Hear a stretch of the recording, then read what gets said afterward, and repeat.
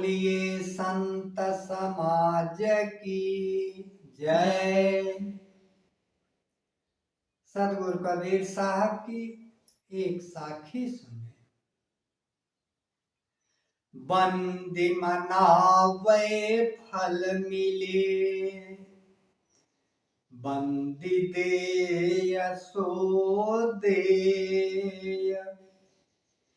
कहे कबीर तेऊ बरे, निस दिन नाम ही ले। सदगुरु कबीर साहब कहते हैं, जो अज्ञान एवं प्राकृतिक कर्म के बंधनों से बंधा है, मन के प्राकृतिक संकल्पों विकल्पों में फंसा है, उसका चिंतन स्मरण करने से जो फल प्राप्त होता है वह प्राकृतिक ही होता है। वह जीव को इस बंधन से मुक्त नहीं कर सकता, क्योंकि वह स्वयं बंधन में।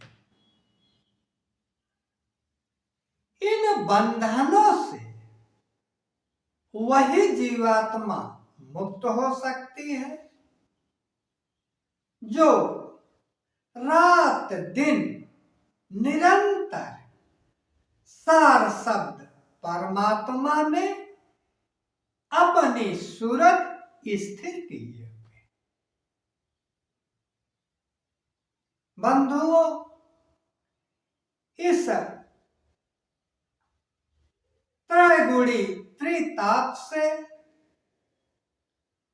बचने के लिए, प्रकृति के बंधन से छूटने के लिए हमें जड़ करण का सहारा छोड़ना पड़ेगा, चेतन करण का सहारा लेना पड़ेगा। और वह चेतन करण सूरत है। मन के पसार को, मन के फैलाव को छोड़ना पड़ेगा। सदगुरु कबीर साहब बता रहे, यह योग जाप व्रत पूजा यह सब मन के ही पसार है, मन के जाल है। इसी में जीव फंस करके अपने निज चैतन्य स्वरूप को जान नहीं पाता। देखिए सदगुरु साहब का पद,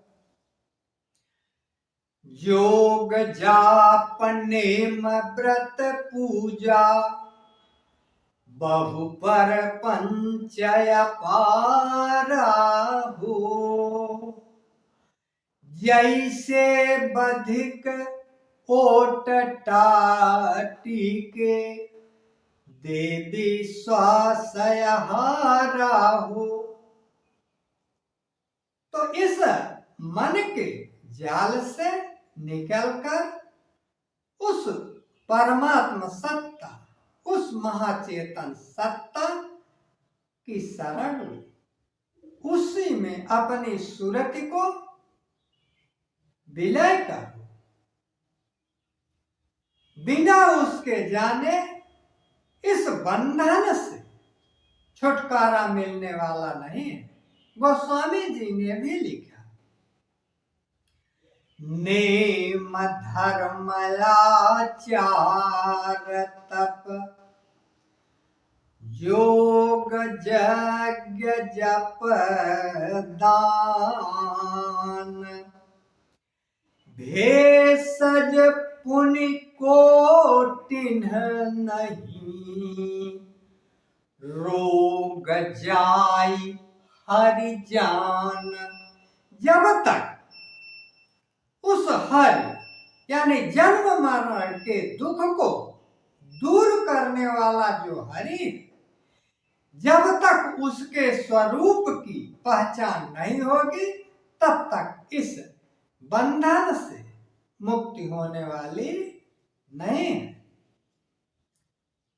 सतगुरु कबीर साहब मन के स्वरूप को बताते हुए समझा रहे हैं कि इस मन के जाल से बचो। साहब जी कह रहे हैं, निराकार निर्गुण है माया, तो के नाच नचावई हो, चर्म दृष्टि के कुल फादई के 84 भरमावई हो। इस मन के स्वरूप को समझकर